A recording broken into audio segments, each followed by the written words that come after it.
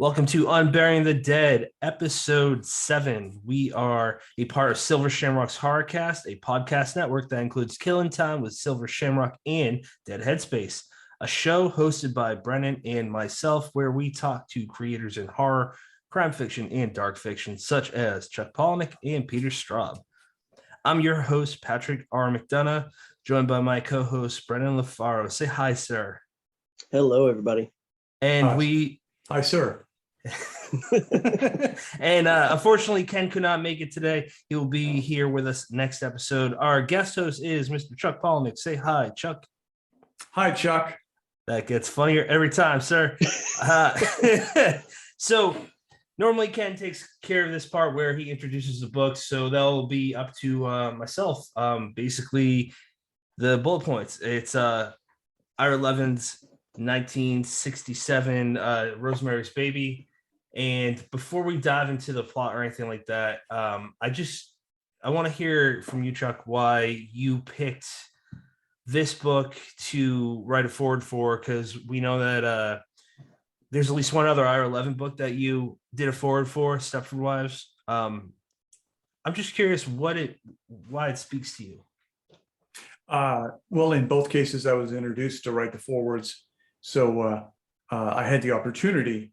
But growing up, there was so much horror in the late 60s going into the 70s, and all of that seems to have been triggered by Rosemary's Baby.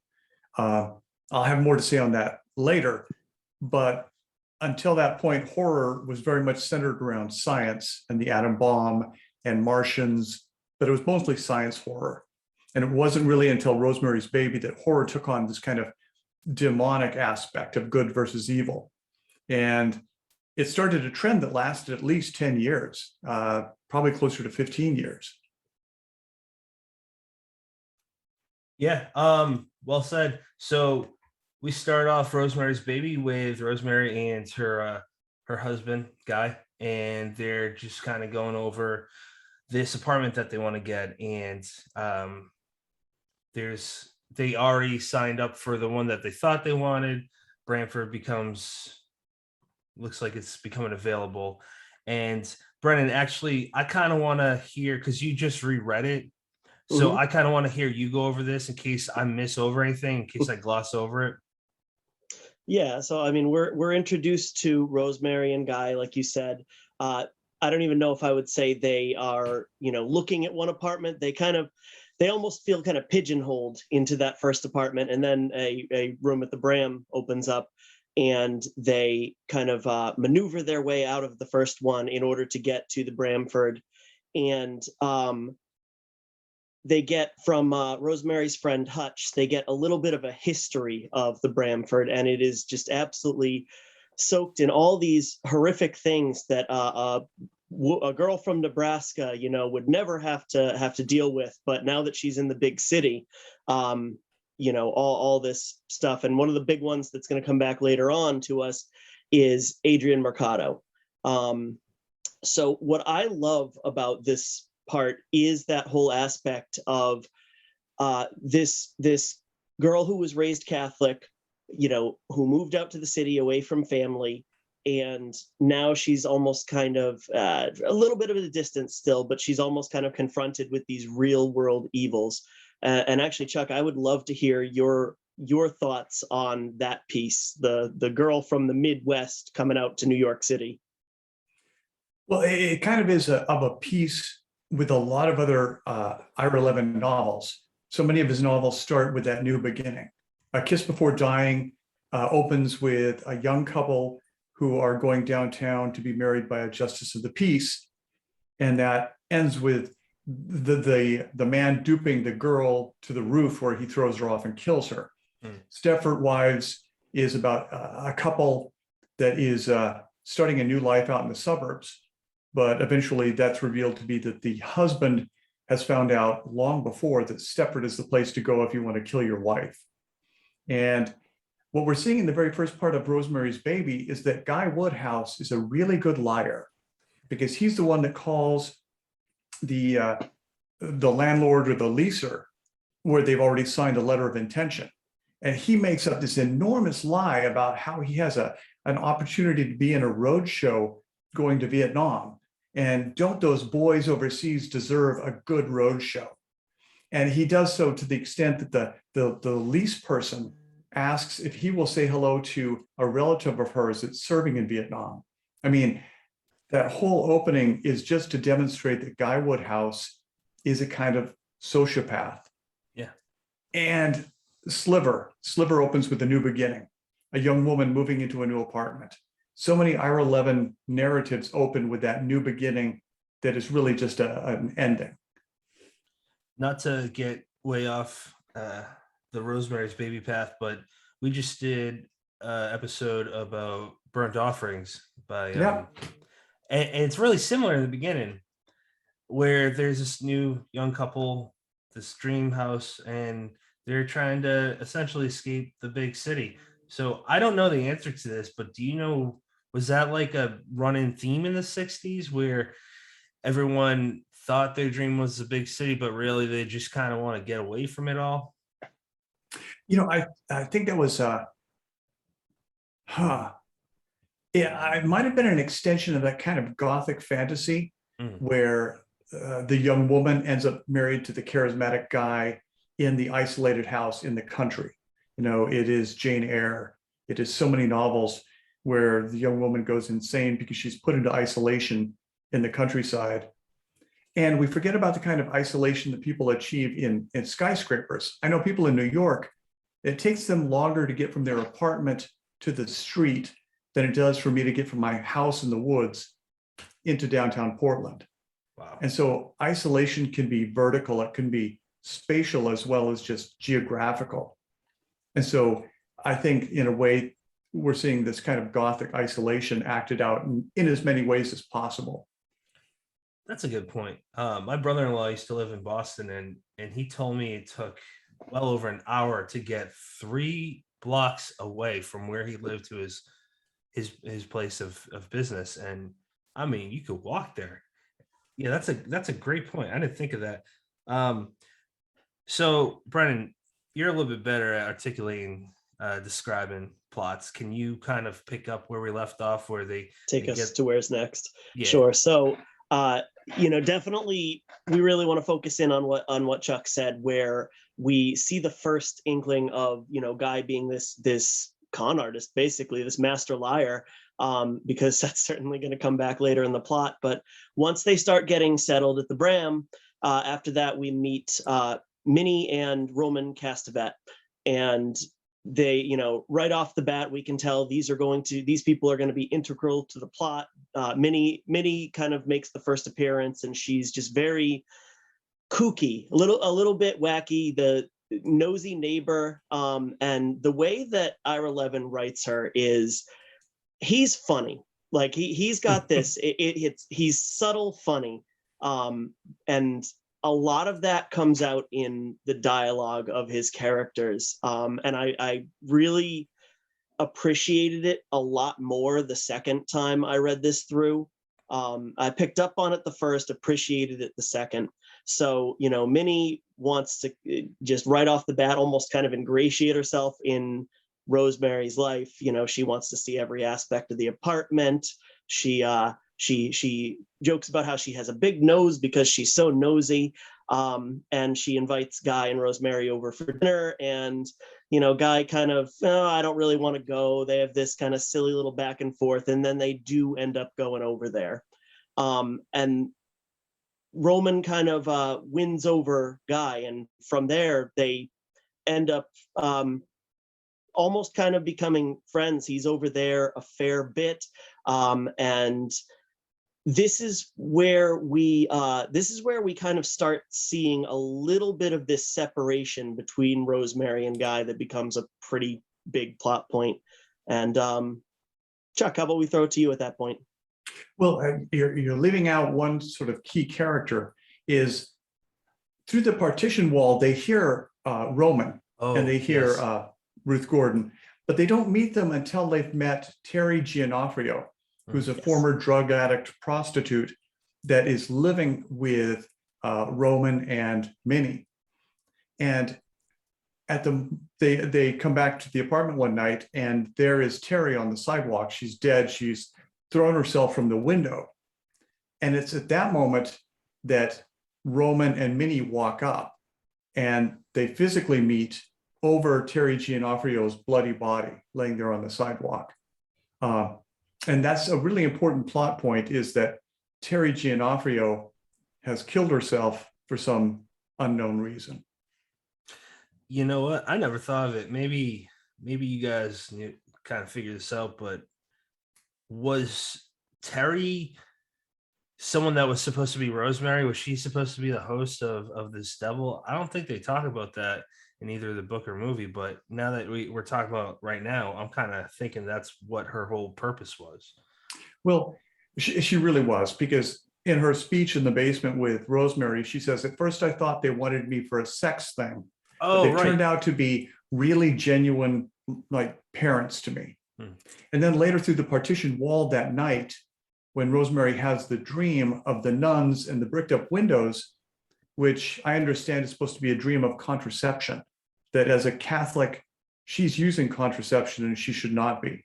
And that's why the windows in the dream have been bricked up.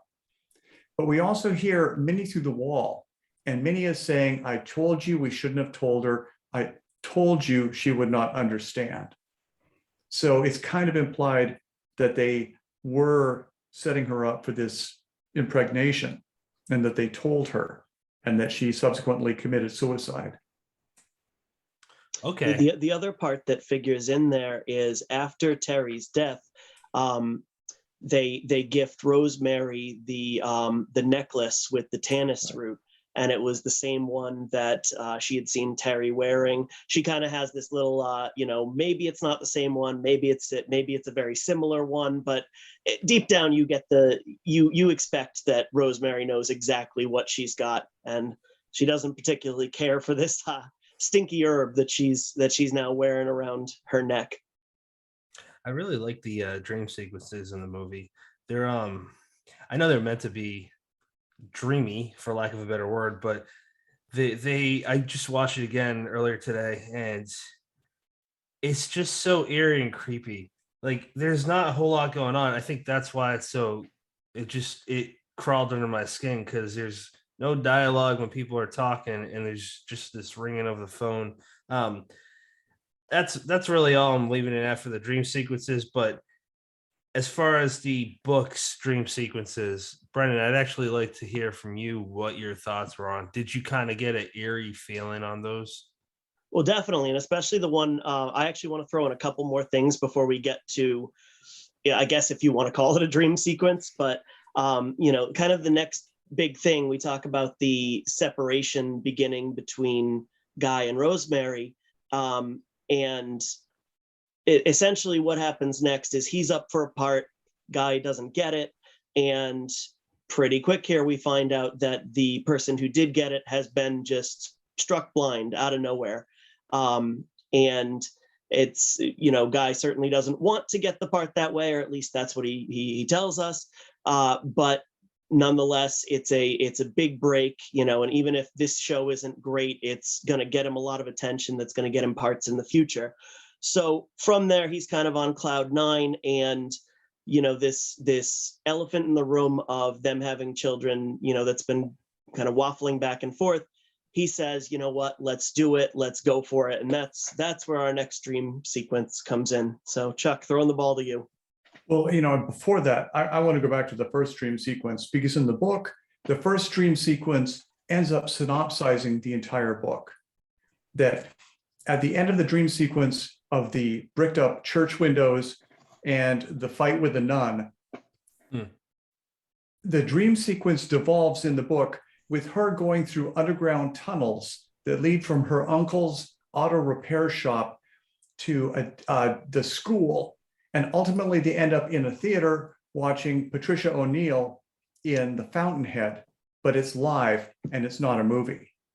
And so symbolically, we're seeing all the rest of the plot synopsized, because at this point, she doesn't know about the tunnel from her apartment to the Castevet's apartment. And she doesn't know that in the third act, she's going to flee while she's pregnant into an air-conditioned movie theater. And she doesn't know that this fake thing is really a real thing, vice versa.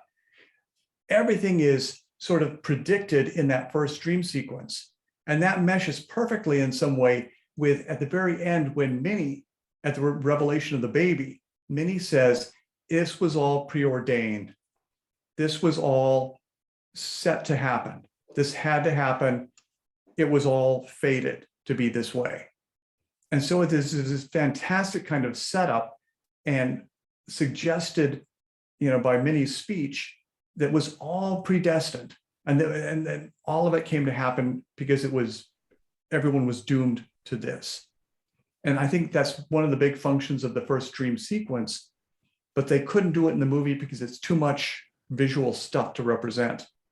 The second dream sequence is a reiteration of what everything Hutch has said. Hutch had said all these foreboding things to establish precedent about doomed places in London. So he talked about all of this haunted location in London where many, many people lived unhappy lives and many people were killed. And ultimately the house was torn down. And all of those kind of Hutch clues are reiterated in the second dream sequence, which leads to the Kennedys, and it leads to Rosemary's realization that she's being raped. And I'll toss it back to you. Yeah, so that dream sequence in particular in the film, man, I mean, it's just so creepy. She's on this boat, she's getting undressed. It's jumping from being on the boat, being naked, being in a bikini, being surrounded by all these beautiful people at a Kennedy party, and it's like a strange junction between the beautiful people and what is supposed to be like this glamorous life, and she's getting raped and by the devil. Also, the Pope is in the second dream because the Pope is visiting New York at that time. Right. And in the book, the Pope comes to her as she's in bed and she's trying to hide the fact that she's having an orgasm in the book. Mm-hmm. She's talking to the Pope while she's having an orgasm. And she's trying to hide the fact that she's coming like crazy. And the Pope leans in with his ring and he says, "You may kiss my ring." And in the ring is that ball. And inside that ball is Anna Maria Alberghetti, the actress that Terry Giannoffrio is supposed to look like. But they can't really do that in the movie because it's just too much special effects. So in the movie, the dream more or less ends with the Pope's ring coming into her field of vision, and that's where the dream ends. Yeah, and I don't know if this was due to lack of the ability to do it, but the shots of the actual devil and the kind of shadow that's cast over pretty much everything during that sex scene or rape scene, it made it more creepy, the fact that they didn't show everything. Do you have any inkling as to, like, they showed the devil, he's that goat man or whatever, they didn't show a whole heck of a lot. Like, they showed quick shots of the face and whatnot. Do you have any inkling as to how the practical effects were and why they were the way they were? Meaning, was it budgetary? Do you know if it was kind of that's just what Roman Polanski, the director, wanted? Any clue as to how that went down? Well, in the book, I think Polanski tried to stay as true to the book as possible. Okay. He really only, of the entire book, there's really only one small sequence that didn't go into the movie. And so in the book, the devil is described as, it's Guy Woodhouse, but Guy Woodhouse is wearing a leathery suit of armor. And so she's basically trying to rationalize that her husband feels this very different way while he's on top of her, and that his penis is much bigger than normal. She feels enormously filled. And so she's rationalizing that it's still her husband, but that he's wearing a kind of a gorilla suit or a suit of armor made of leather. And suddenly her wanger is enormous. And that I think she might even be thinking that his fingernails are ragged, because right. We do have a shot of claws going down the length of her body. Which makes sense for the next scene when she wakes up the next morning. She sees Guy come in and ask what's going on. And I wrote down the quote from the film. and he says that he's trying to stay true to the baby night. And at one point, she says, "Oh, I was when I was knocked out," and he replies with, "It was kind of fun in a necrophile kind of way." Now, my wife isn't a fan of these types of films, but she was in the living room with me just watching. And you know what, man, Chuck, if that was me and her, she'd whoop my ass, and I don't think I'd be allowed in my own house that I pay the mortgage on. I've just fucked up in some way. I meant to shut off my Outlook email, and I've lost my camera. I can't see you guys. Can you see me? Yes. Yeah, we can still see you. Okay, then I'm just going to go with it because right now I'm just looking at shit. So, okay. No worries. Yeah, and I think that was almost like if you as the reader are teetering on the edge of, how much of this is imagined and paranoia, or is this guy actually a shitbag? This is just kind of your little over the top clue that, okay, he's I don't know if we want to go full shitbag at this point, but he's definitely not super trustworthy. That's not something that an ethical character does. What wakes up the next morning and says, "Guess what I did while you were passed out?" And I think it's also worth noting that prior to that hallucination / dream sequence, Guy and Rosemary are brought dessert from Minnie Castevet, and Rosemary can't finish hers, refuses to finish hers because it tastes a little off. It's a little chalky. And I think that observation of trying to rationalize the person who's having sex with her as her husband in costume, with all these caveats almost. It's not just, oh, he's wearing a gorilla costume and his nails are sharp, and oh, I didn't remember his dick being that big. There's a lot there. And I think that almost kind of speaks to the fact that it's not just sheerly dream sequence, it's partially hallucination as well. And it's also very much informed by all this ideas about the Kennedys and Catholicism that were so active in politics at that point. So it kind of brings back a lot of elements, including what Hutch had talked about. You know what? I just realized this. So this was only 4 years after JFK was assassinated. So that was still fresh. Yeah, I mean, I don't think we got to cover the history of JFK. I personally love him. He's a Catholic boy Irish Catholic boy from my neck of the woods, so I got a soft spot for him. But we know his checkered past, so it's starting to. This is making even more sense. I didn't pick up on some of these things. Okay, so we go from. I'm going to jump ahead to the next scene, and that's not when she starts declining the drinks, is it? Am I going a little bit too far? Oh, no. It's not until after the party. Well, no, it's even further down the road. It might have been after she gets Hutch's book that she starts to decline the drinks. Right. Okay, so she has the party with her girlfriends. While she's in the greatest amount of pain. Yeah. So backtracking even more, she has the pregnancy confirmed. She starts to suspect she's pregnant, has it confirmed by Dr. Hill. She is perfectly content seeing Dr. Hill. And then Minnie and Roman insist that she begin to go with their trusted friend, Abraham Saperstein, who is a renowned, the word's escaping me, but baby doctor. Let's go Obstetrician. with obstetrician is the right word. So she visits him, and his kind of mantra is, if your body craves it, eat it. If it doesn't want it, it doesn't need it. And all of that pain that's building and the misery, it's perfectly normal and it will go away. And he also is a very big fan of stay away from baby books and don't listen to your friends. He just kind of sets her up with this almost not secrecy, but don't trust anyone but me. And So it's isolating her. Yes, Mm-hmm. that's a much better way of putting what I was tiptoeing around. Well, and there's another aspect to the book that never gets talked about.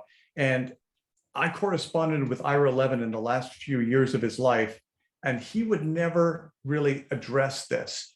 He said that originally, back in the early 60s, he wanted to write a book about what if you were pregnant and you didn't know what you were pregnant with. And he had thought originally about writing about aliens impregnating a woman.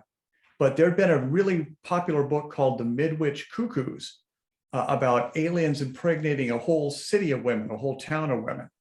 And that was turned into Village of the Damned. So the culture had already been there. And his next thought was, what if you were impregnated by the devil? And so that's how he started writing Rosemary's Baby. But I always thought that what happened in the real world just before that was that women had been given thalidomide by their obstetricians, the German sedative that was supposed to help them sleep better while they were pregnant.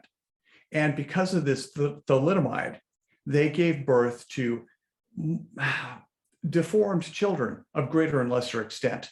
And thalidomide was characterized by a kind of stunting of the limbs. When you think of Lobster Boy, these people who were born either with their hands coming out of their shoulders or with their fingers fused into kind of almost like claws or like lobster claws.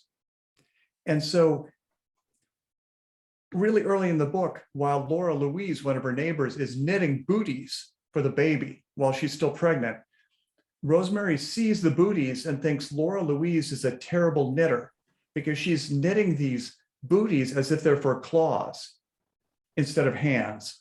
Holy shit. And then later in the reveal scene, when we finally see the baby, everyone is saying to her, look at its hands, look at its feet. And they're basically pointing out characteristics that would be characteristics of a baby deformed by thalidomide. And so I really think that Ira Levin was tapping into the horror of women during that time who were being given drugs that they later found out were fantastically dangerous. And that in the shadow of thalidomide, even for 5 or 10 years after thalidomide, women were terrified of the drugs that they were prescribed by their obstetricians. But Levin could not say, I'm writing a novel that is exploitive of the thalidomide tragedy, because he'd be condemned for that. So he had to write Rosemary's Baby, and he had to make it about this kind of ludicrous other thing, because he couldn't really tell people what it was really about. And I've always thought it was about thalidomide. That's absolutely fascinating. You know what? You said he can't write about that, but in the 60s, I don't know enough about the sociological side of this, but wasn't that kind of taboo at the time to write about Catholicism in that light? Well, in a way, he was also writing about women's health care and about abortion. Oh, okay. And he was writing about birth control. And abortion and birth control were still enormously unresolved issues. Mm-hmm. So I think they both come into play. There's a lot of unresolved social issues there. But I think this idea of women being able to control their own reproductive health care was kind of the baseline, unstable issue. That makes sense. Brennan, you want to take us away, sir?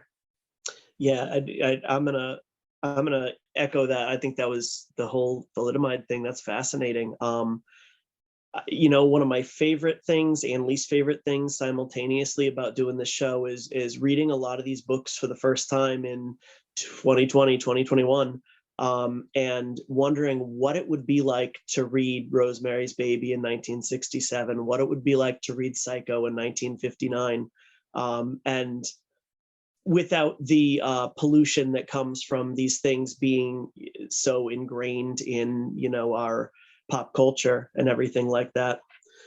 So after we meet Dr. Saperstein, like we said, Rosemary, she has the party with her friends, and she's just utterly miserable, but she's trying to take it all in stride. She's drinking the vitamin drinks that Minnie brings by, and she ends up meeting with Hutch. He comes over a day and she kind of lays everything on him. And he's, as his character has been pretty much since the first time he's introduced, he's very suspicious and he's not willing to take any of it in stride.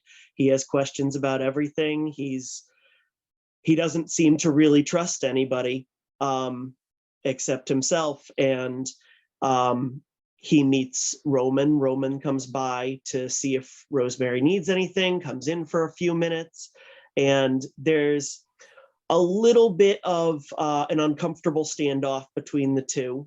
And then we see Guy come home a little bit later, and once Hutch goes to leave, he finds out that he's missing a glove. So Patrick, let's throw it to you from there. Sorry, I was muted. So it takes her a little, Rosemary, it takes her a little while to even piece that part together. But I like how Ira Levin, he writes this in a way where it's kind of like a mystery, because there's a lot of clues. I mean, it's like Agatha Christie with a horror element. And you know what, man? I'm actually, Chuck, if it's all right, I'd like to throw it to you just because I'd like to hear your take on where we go from here. Well, I think that the one thing to acknowledge is that Rosemary's Baby is modeled on probably the most popular model for fiction in America in the 20th century. And that is, there is a martyr character who kills himself, and then there is a murdered character who's about to tell the truth and has to be murdered. And then there's a witnessing character who succeeds both of them and lives beyond the story. And so in Gone with the Wind, for example, Melanie knows that if she has another baby, she will die. So she has another baby and she dies. And in this case, typically with a female character, they're not murdered, but they are banished. And Scarlett O'Hara ends up banished. And Rhett Butler leaves and goes back to Savannah. So he's the witnessing character. In Valley of the Dolls, Jennifer North kills herself. Neely O'Hara, who's named after Scarlett O'Hara, is completely banished and shunned. And Ann Wells, the beautiful witnessing character, goes back to Lawrenceville. One Flew Over the Cuckoo's Nest, Great Gatsby. They both have a character who is martyred first. Myrtle throws herself in front of the car that Daisy is driving and more or less kills herself. And then Gatsby is murdered. In Cuckoo's Nest, Billy Bibbit kills himself. Randall Patrick McMurphy has to be murdered. Big Chief leaves the scene and is telling the story. And so with Rosemary's Baby, it's basically that martyr, murder, witness model that American readers adore. That it is I think their favorite model for the 20th century fiction. And so Terry Giannoffrio kills herself. Hutch, who's about to bring the truth, has to be murdered. And Rosemary, at the end, Rosemary is really determined that she's going to take the baby and throw herself out the window and kill them both. But she doesn't. She accepts the baby. She is willing to be the baby's mother and to raise the devil's child. So she is the witnessing character that continues on after the story. But we have to discover through the truth bringer character, the Hutch character, we have to be given the means for the discovery process. So Hutch leaves her a book that is given to her at his funeral. And that book allows her to realize that her neighbor is a devil worshiping, was originally Roman Castevet. And so that starts her entire discovery process through the second act, where she ends up going to the Strand bookstore and getting even more books about Satan worshipers. And I'm going to toss it back so I don't do all the talking. Yeah, absolutely, no problem. It was pretty neat when she calls and asks for Hutch, excuse me, and it's a new person, a new voice, and for me anyways, reader, viewer, I'm seeing these key players, but then you throw in someone else that knows Hutch, but Rosemary and Guy don't know her, and she kind of gets involved a little bit, and it's just for a moment. I'm wondering if Rosemary is just gonna kind of spill her guts. She doesn't, but eventually she finds out that, like you Chuck said, Hutch dies, and she pieces together once she literally pieces this anagram mixed with uh, pieces of clues that her neighbor, Mr. Cassavet, is a devil worshiper, which I meant to say earlier, that was mentioned by Hutch within the first 8 minutes of the film. I can't remember how early it's mentioned in the book, but we find that out, and it just everything starts to tumble for her. It's like an avalanche. She's piecing all this together. She's trying to figure out how the hell she can get out of this place. Brennan, for you, I'd like to hear your thoughts, just focusing on Guy, his character, because we've covered that he's an actor, both as a job, occupation, and in real life. And I've known on the indie scene, I've known people that were excellent actors, but as as friends, I was like, I can't tell when you're messing with me in very bad ways. I want to hear your thoughts on Guy from this point on, when she's like, you guys are witches, you guys are in a coven, because she reads about covens, and she's doing something that she was advised by the doctor not to do: read a book. Books are full of information, which I don't know if that goes any deeper than that, but I kind of love that. Like, the sword is the book, it's the power source. So back to my question for you, Brennan. Focus on Guy. What are your thoughts on him from here on out? I think the term gaslighting is misused quite a bit nowadays, but I think that what Guy is doing in this book is the perfect representation of it, of what it really means to gaslight someone. So, we mentioned that with the book, he throws it out, the hell with the fact that it was, the last gift left after, Hutch goes into the coma, and after he finally passes away months later. He throws the book out because, he was worried that she would get herself all worked up.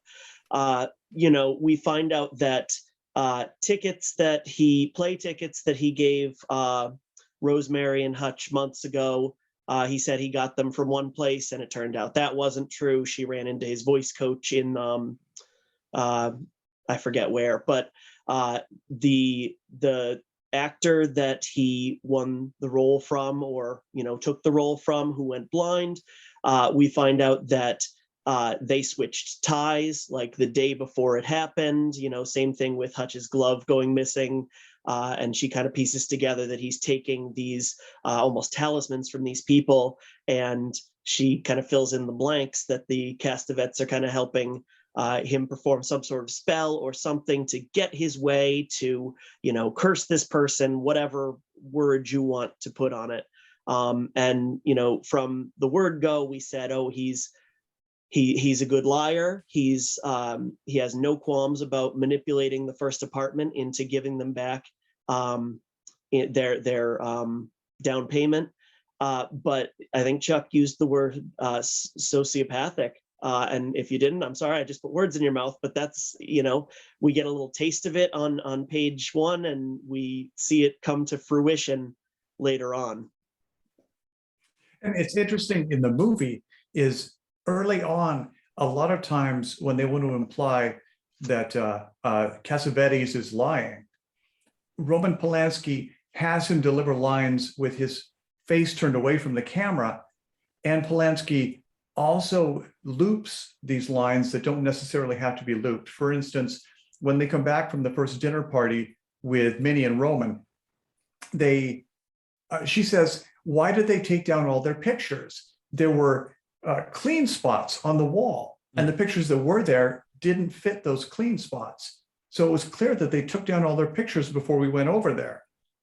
And in response, Guy is turned away, and it's one of the worst looping jobs ever. He says, I don't know what you're talking about. I didn't notice that. And this kind of completely implied insincerity is done so beautifully with these really bad loops where it's obvious it's dubbed in as badly as an Asian movie. You're thinking, why couldn't they have looped that scene better? And why is he delivering this line to the back of the set? And it's because Polanski is always implying that he is lying in those moments. Wow. Yeah, so that's good. It kind of sounds like a Kubrick film. I didn't know it got that. I didn't know it was that meticulously shot, but that makes sense. So I'm gonna jump around a bit. So we go from there to, okay, so we got Hutch is dead. Guy is just close, but he's not completely revealed yet. And at this point, I'm gonna jump to the part where Rosemary just says screw it, runs out of the apartment, goes into a pay booth, and calls this other doctor, and he's asleep, demands that she talks to him, goes into his office. And at that point, you kind of think that she might get away. Is this kind of a, was this a, how do I phrase this? I'm wondering if this was done often in those times in the 60s where it's misleading to think that the good guy got away, but in reality, just like real life, the good guy doesn't always win. But as far as I know, Chuck, is back then those books told stories where the good guy always wins. Is there any truth in that at all? Well, one thing is that if we're going to respect Rosemary, we have to see her have agency at some point. We have to see her no longer be the passive thing that is being so manipulated. And she has to at least make a token show of agency if we're going to stay with her, if we're going to care about her at all as a character. Okay. So beyond the discovery process, she has to take action. And that is discovering also that Saperstein is part of the conspiracy. And then trying to get a hold of Dr. Hill, trying to get into a hospital. This whole time, she's also calling her brother back in Omaha. And her brother, who's a ne'er-do-well, is just not picking up. She's trying to call her friends as well, and they're not picking up. So we have to see her at least try to save herself. That makes sense. Brennan, I don't want to hog up the last 15 minutes, so you go ahead, sir. And that the scene where, it seems for a minute like everything's going to be okay. Dr. Hill is taking her seriously. We find out, he says he knows of Dr. Saperstein, kind of makes it sound like they've had, little in passing interactions, but nothing momentous. And Levin he writes that scene so well to misdirect the audience. And when our scene changes and Guy and Dr. Saperstein walk in the room, and Hill is complicit in the whole thing, it's a barn burner. It's one of my favorite scenes in the book. Even though it's horrible, it's one of my favorite scenes in the book. So basically she's back under Dr. Saperstein's care. They're kind of keeping her drugged, for lack of better words, but they're keeping her complicit, essentially. She goes into labor, she has the baby, she wakes up, and they tell her that the baby has died. The baby's gone, and she stays pretty much isolated, to use that word again. It does seem to be a theme here, to her apartment, and they're pumping her breast milk because she's just delivered. And even though the baby is gone, her body doesn't know that.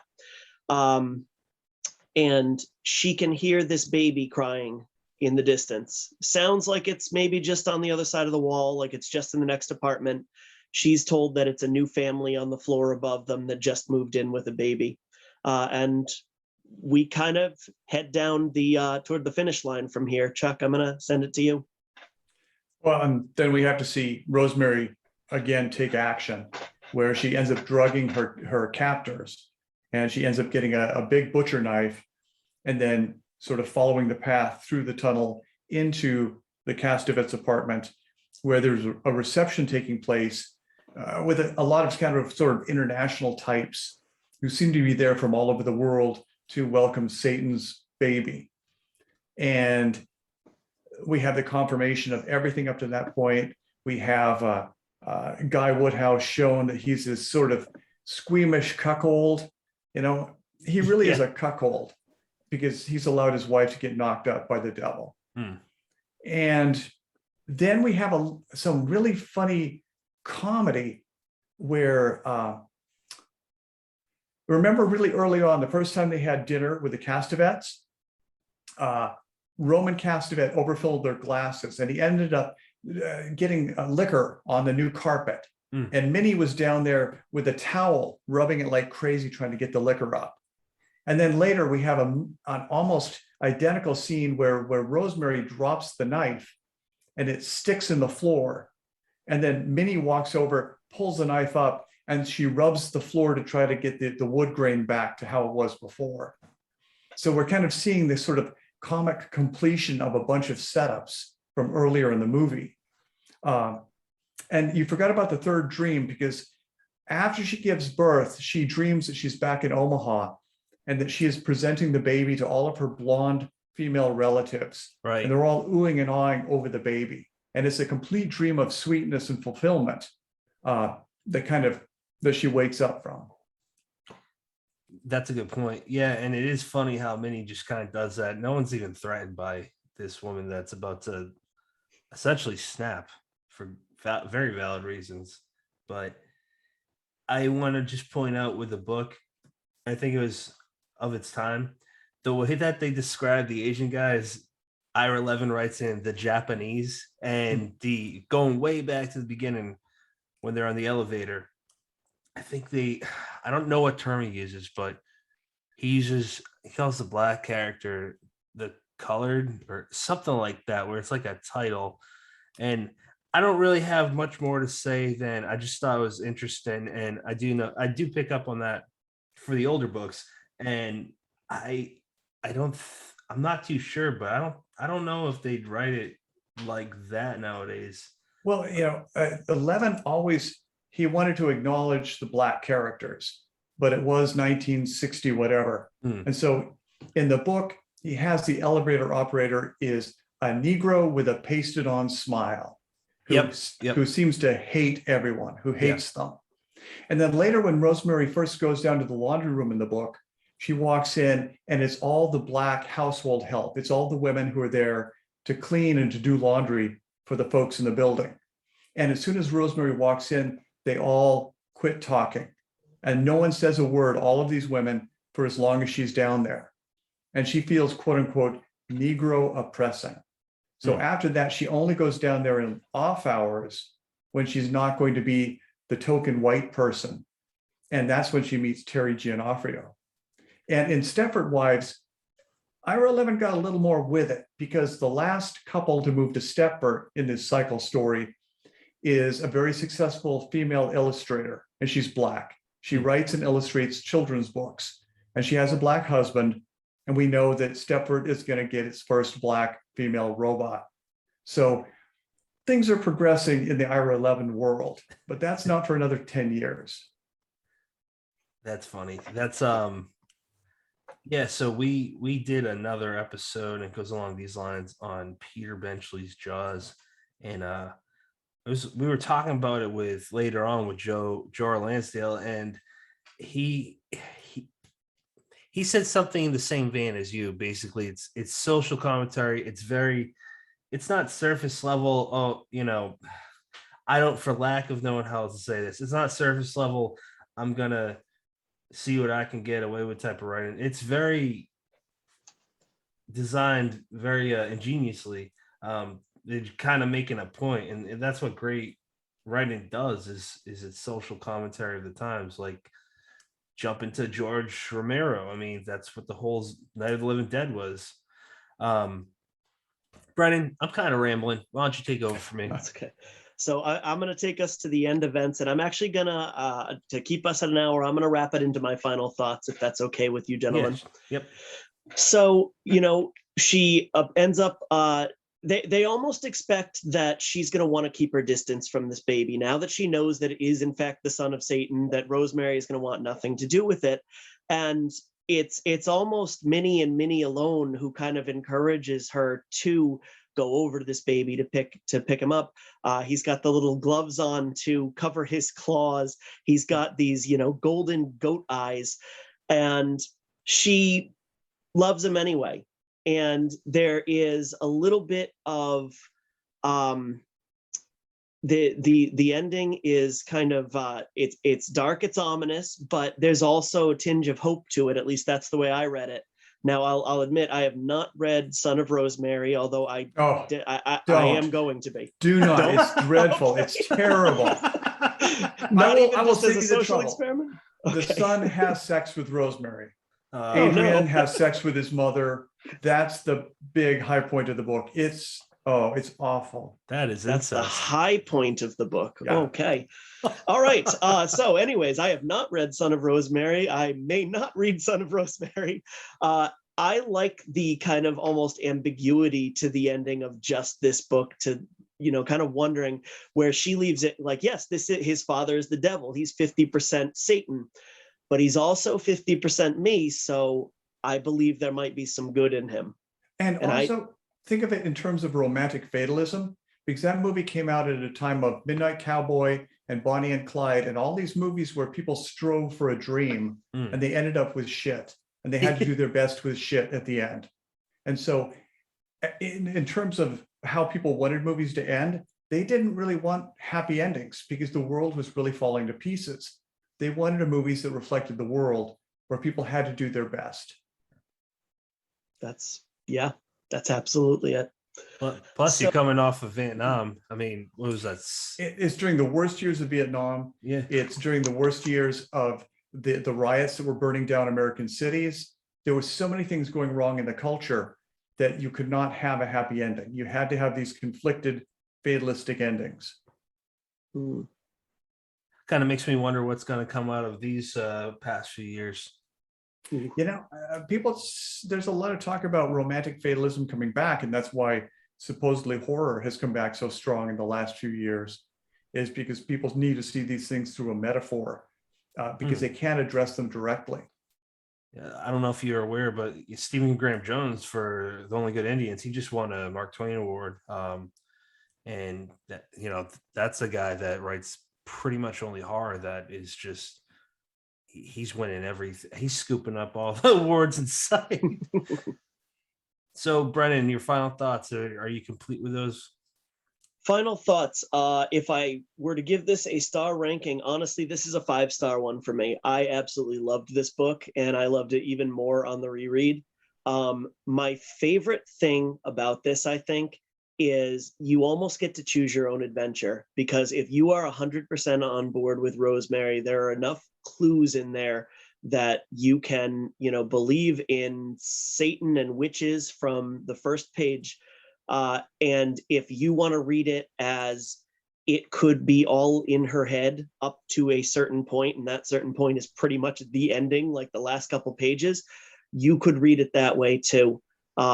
I think the way he wrote it, it just seems to me, it seemed very purposeful to balance that line and give the reader a lot of information, a lot of clues, but never too much, never more than they need to just straight up enjoy the story.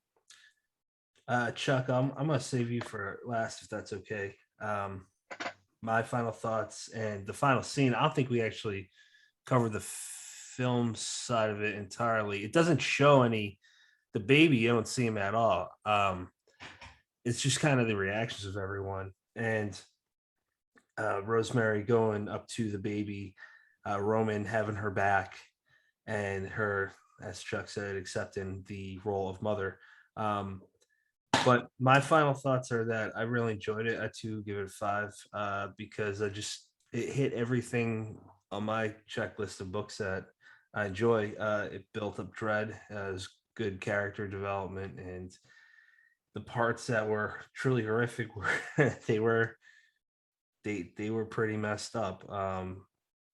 And it just thinking that there's nothing like this before it. And that's, you know what, that's all I got. Chuck, what are your final thoughts? One thing to look at in the context of all the Hollywood stars that had aged out and they were completely obsolete. And in the early 60s, with Whatever Happened to Baby Jane, we had hagsploitation, where you took the two sex symbols of their time, Bette Davis and Joan Crawford, and you made them hideous and you put them through this kind of grotesque story. And then you had Lady in a Cage with Olivia de Havilland. And so you had all these horror stories that were about exploiting and more or less misusing women who had once been fantastically beautiful. And in a way, Rosemary's Baby was the ultimate expression of hagsploitation, because you had all the most attractive male and female actors of their generation. And you brought them back and you showed them naked, and they were hideous naked. That's the ultimate humiliation, is to show these former sex symbols standing around as naked Satan worshipers. So in terms of hagsploitation, it is completely exploitive and wonderful in a horrible way. And not just that, Polanski showed us real human blood for the first time in any fictional movie. The scene where Rosemary is having her blood drawn at Dr. Hill's office, there is a real nurse drawing real blood out of a real Mia Farrow. Oh shit. And I did not know that. She's being forced to deliver these lines while she's got a huge honking needle in her arm, and we're seeing her blood get sucked out. And that scene, the tenseness of that scene is so real and so horrible that I hope that they did it in one take, because if they had to take her blood over and over for more takes, that would be awful. And there are so many really low, funny moments in the movie that are so subtly written, and in the book. That moment where Rosemary is breaking down, her husband has alienated her, and she's talking to Hutch, and she starts to weep, and she's saying how all actors are vain and self-centered. And as she's weeping, she says, I would imagine even Laurence Olivier is vain and self-centered.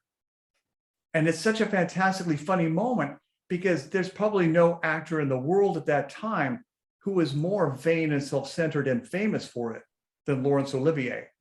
And having her say that in a moment when she's weeping is such a dark, funny moment, but it's also an insider moment. So all the people who are kind of aware of the culture are laughing behind their hands, where the people who are outside the culture think that it's a dramatic moment of pathos. There's so many inside jokes in that. In the party scene where the guests are kind of mingling, Roman Polanski does a cameo where he walks in dressed as a lesbian. He's all done up as this kind of very butch lesbian in a fur coat. And I believe he walks in with Sharon Tate, and she's done up as this kind of femme lesbian in a fur coat. And that moment is never really culturally acknowledged. It's his Alfred Hitchcock moment of walking into his own film. Later, when Rosemary calls Donald Bumgarner and says, "Did my husband take your tie?" Roman Polanski had her talking to Tony Curtis, and she had no idea it was Tony Curtis. And so the whole time, Mia Farrow, the look on her face, she's trying to figure out who this familiar voice is. And she has no idea that it's Tony Curtis phoning from wherever just to do this kind of vocal cameo. Later, well, the scene that was left out of the movie is that when she goes to the Fantastics, the night that she's being put out of the apartment so they can perform a magic ritual in her apartment, there was a scene where she was coming out of the Fantastics and she would run into Joan Crawford and I can't think of his name. Damn. Van Johnson, the blonde actor Van Johnson. So again, she was going to run into these very old sex symbols doing cameos in Rosemary's Baby. And he ultimately took that scene out. It was one of the few scenes that were actually shot that weren't used.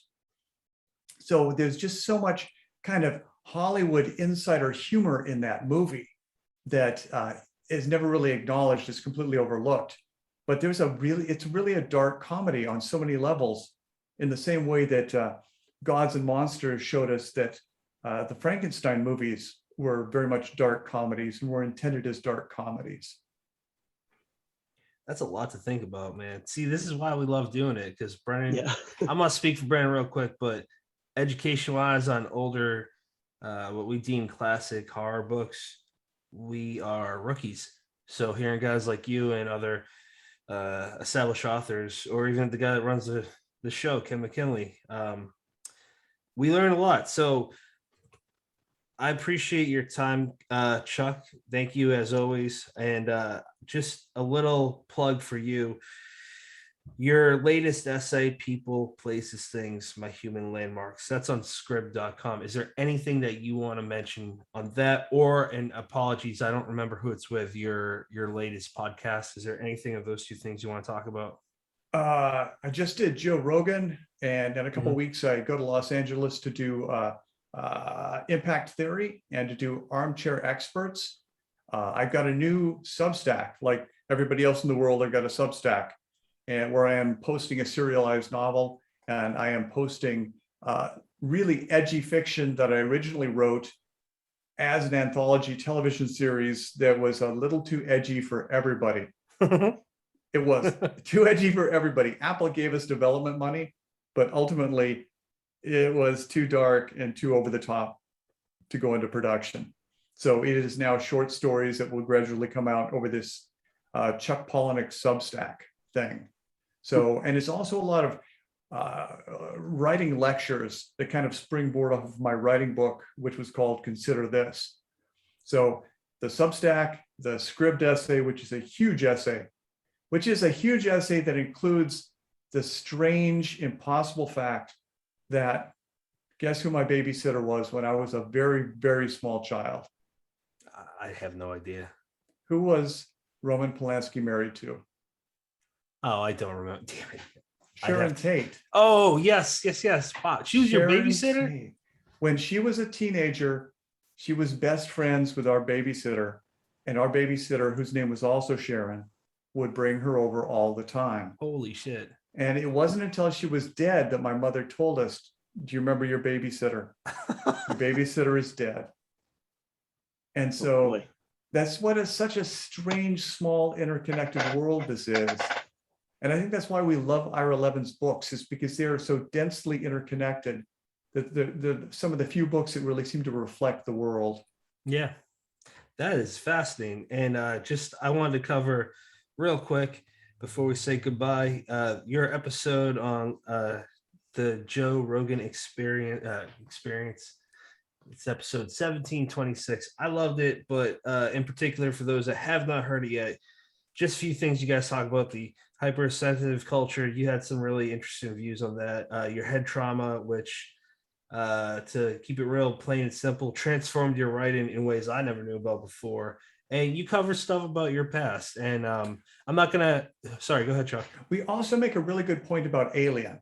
And why Alien, Alien movie wasn't just a horror movie. It was maybe the ultimate expression of 1970s romantic fatalism. Yes. It kind of told us the truth about what the entire space program was going to lead to. And that was just shit jobs in space. And nobody had ever told us that all of the Jetsons and Lost in Space and Star Trek was really just going to end up with shit jobs in space. That and the fact that Ridley Scott wasn't the first choice to be director blew my fucking mind, man. And I got that wrong. I've got to go back and correct. Oh, really? Because that creative team that included the Mexican director who had done El Topo, they were originally put together to do a Dune movie. They were going to do the original Dune. And when the director dropped out, instead of doing the Dune movie, they did Alien. Okay, so one great one or another great story. That's exciting. Have you seen the new Dune? I have not. I haven't either. So we have nothing to talk about for that. Chuck, in all seriousness, so thank you for your time, man. It means the world to us. And this will be out December 1st. So last episode of this season, this year. Gentlemen, as always, it is a pleasure talking with the two of you and listeners. You make choices in podcasts. Ken, we miss you. Thank you for listening, everybody. Good night. Thank you so much, Chuck, and have a great time teaching tonight, brother. All right. Yep. You have a good night. All right. Appreciate it, man, as always. Ciao.